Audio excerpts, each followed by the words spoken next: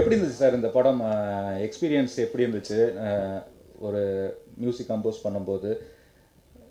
இல்லை சிவி அவர் பற்றி நிறைய பேர் சொல்லியிருக்காங்க. பிகாஸ் எனக்கு ஃபர்ஸ்ட் அவர் கூட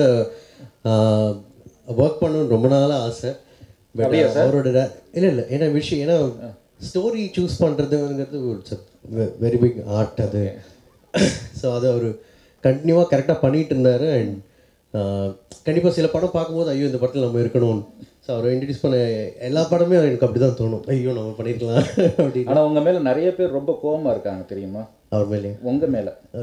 இந்த அதே கண்கள் படம் இருக்குல்ல, அதில் சிவாதா காட்டுவாங்களே, கிளைமேக்ஸில் காட்டுவாங்கள்ல. ஸோ அப்போ நீங்கள் எப்படி அதில் விசில் சவுண்டு போடலாம்னு நிறைய பேர் கோவமாக இருக்காங்க.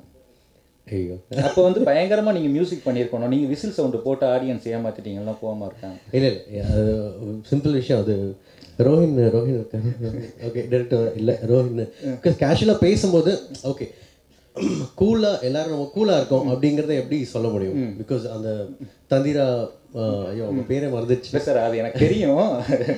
ஓகே ஓகே ஸோ அதுக்காக அப்படி டிசைன் ஆனது. பட் ஓகே மாயவன் பற்றி ஒர்க் பண்ணும்போது ஏன்னா அவர் டேரக்ஷனில் ஃபர்ஸ்ட் ஸ்கிரிப்ட் கொடுத்தாரு. ஃபுல்லாக படிச்சுட்டு ஒரு 1 டேலே கால் பண்ணிட்டேன், பயங்கரமாக இருக்குங்க, இது கரெக்டாக சொல்லிட முடியுமா அப்படின்னு. பிகாஸ் ஏன்னா அந்தளவுக்கு ஒரு ஆக்சுவலாக டைட்டில் ஆரம்பிக்கிற அந்த செகண்ட்லேருந்து கதை ஆரம்பிச்சிடும் ஆக்சுவலாக. ஓகே ஸோ ஸ்டார்ட் பண்ணி எங்கேயுமே பிரேக்கே இருக்காது. ஸோ அவ்வளோ ஜாம் பேக்டாக இருந்துச்சு.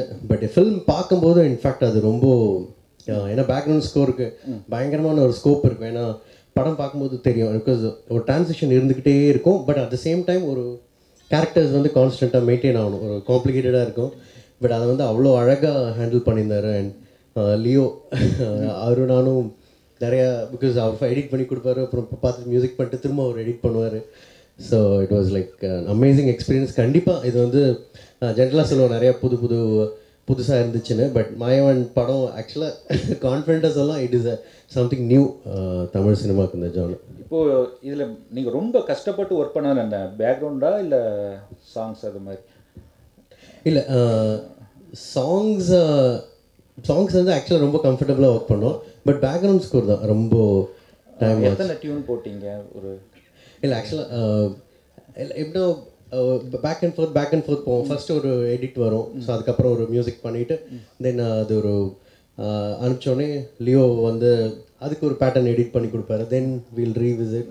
அப்புறம் சிவி அவர் ஒரு கமெண்ட் இருக்கும் இந்த இடத்துல இப்படி இருக்கலான்னு. ஸோ இட் வாஸ் லைக் ஆக்சுவலாக எக்ஸைட்டிங்காகவும் இருந்துச்சு அண்ட் நல்லாவும் இருந்துச்சு. இல்லை நான் என்ன கேட்குறேன்னா, நீங்கள் மியூசிக் போட்டு கொடுத்து இப்போ அவர் சஜஷன் சொல்லுவார்ல சிவகுமார் சார், சொல்லும்போது உடனே ஓகே பண்ணிட்டாரா இல்லை இன்னும் கொஞ்சம் பெட்டராக போடலாம், என்னுடைய இசை அறிவுக்கு தீனி போடுற மாதிரி இல்லை, அது மாதிரி ஏதாவது சொன்னாரா? இல்லை அது மாதிரி இருக்கும், நிறைய இருந்துச்சு. பட் இன்ஃபேக்ட் இல்லை அப்போ நீங்கள் கோவப்பட்டீங்களா? நான் வந்து கமலஹாசன் படத்துக்கே மியூசிக் போட்டேன், இவர் என்ன எங்கிட்ட கேட்குறாரு, அது மாதிரி எதுவும் கோவப்பட்டீங்களா? இல்லை இல்லை இல்லை இல்லை because it's a creative process. நமக்கு எல்லாருமே படம் நல்லா வரணும் தான் சண்டை நிறையா போடுவோம். இன்ஃபேக்ட் இப்போ கூட சண்டை போட்டிருக்கோம். இப்போ இல்லை லேட்டாக வந்துருக்கு. இல்லை அதுக்கு இல்லை வரும்போது சரி ஓகே பை நம்ம வந்து அப்புறமா கண்டினியூ பண்ணுவோம் அப்படின்னு தான் உட்காந்துருக்கோம்.